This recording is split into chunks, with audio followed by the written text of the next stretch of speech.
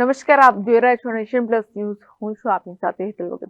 Bharatiya Janata party સંગઠન પર્વ નિમિત્તે સમગ્ર ગુજરાત સહિત છોટાઉદેપુર જિલ્લામાં આજે જિલ્લા ભાજપ પ્રમુખના નામ માટે ઉમેદવારોની ભીડ ઉમટી છે. ભારતીય જનતા પાર્ટી સંગઠન પર્વ નિમિત્તે સમગ્ર ગુજરાત સહિત છોટાઉદેપુર જિલ્લામાં આજે જિલ્લા ભાજપ પ્રમુખના નામ માટે ઉમેદવારોની ભીડ ઉમટી હતી. પ્રદેશ દ્વારા નક્કી કરવામાં આવેલ નિરીક્ષકો, જિલ્લા ચૂંટણી અધિકારી, સહ-ચૂંટણી અધિકારીની ઉપસ્થિતિમાં ફોર્મ ચકાસણી કરવામાં આવી હતી, જેમાં છોટાઉદેપુર જિલ્લાના અલગ અલગ તાલુકામાંથી 60 જેટલા ઉમેદવારો નોંધાયા છે.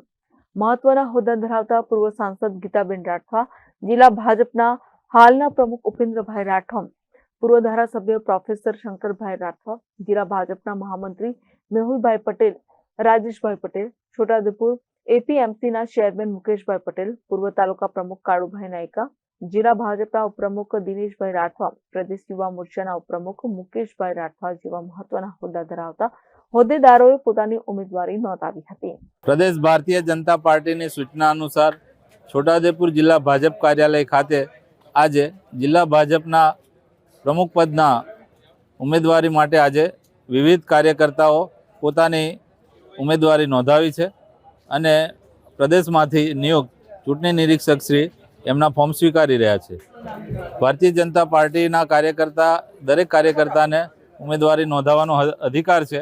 એ હિસાબે હું પોતે પણ એ દાવેદારી રજૂ કરીશ. ભારતીય જનતા પાર્ટી છોટાઉદેપુર જિલ્લા ભાજપના પ્રમુખ માટે આજે સવારે 9 વાગ્યાથી લઈને અત્યાર સુધી જિલ્લા ભાજપના પ્રમુખ પદ માટે જે ફોર્મ ભરવાના હતા એમાં છોટાઉદેપુર જિલ્લામાં ટોટલ 60 જેટલા ફોર્મ આવ્યા છે અને આ ફોર્મની ભરવાની પ્રક્રિયા પછી જિલ્લા સંકલન, ત્યારબાદ પાર્લામેન્ટરીમાં આ નામો મોકલવામાં આવશે અને ત્યાંથી જે પણ કંઈક નામ આવશે પાર્ટીની ગાઈડલાઈન પ્રમાણે અને પાર્લામેન્ટરીના નિયમો પ્રમાણે એ પ્રમુખ તરીકે નક્કી થશે. એક્ઝેક્ટ અત્યારે કહી શકું એમ નથી, પણ 4 અને 5 જાન્યુઆરી આ જિલ્લામાં પ્રોસિજર થશે ને ત્યાર પછી પ્રદેશમાં પાર્લામેન્ટરી થશે અને ત્યાર પછી ત્યાંથી એનું ડિક્લેરેશન થશે. આજે છોટાઉદેપુર જિલ્લાના ભારતીય જનતા પાર્ટીના કાર્યાલય ઉપર જિલ્લાના પ્રમુખ તરીકે ફોર્મ ભરવાની પ્રક્રિયા શરૂ થઈ છે. સવારે 9 વાગ્યાથી શરૂ થઈ ગઈ છે. મોટી સંખ્યાની અંદર કાર્યકર્તાઓ અહીંયા ઉપસ્થિત રહ્યા છે અને પોતપોતાના ફોર્મ ભરીને સુપ્રત કરી રહ્યા છે જે ચૂંટણી અધિકારી છે તેમને. અને એટલું તો જોવા મળે છે કે ભારતીય જનતા પાર્ટીનું જે છે એનો ક્રેઝ જે કહેવાય એ કાર્યકર્તાઓની અંદર છે અને એનો ઉત્સાહ જોવા મળ્યો છે. આજે છોટાઉદેપુર જિલ્લાની અંદર તમામ કાર્યકર્તાઓ દરેક મંડળમાંથી અહીંયા ઉપસ્થિત થયા છે અને પોતાનું ફોર્મ ભરીને સુપ્રત કરી રહ્યા છે. તમે પણ ઉમેદવારી નોંધાવી છે?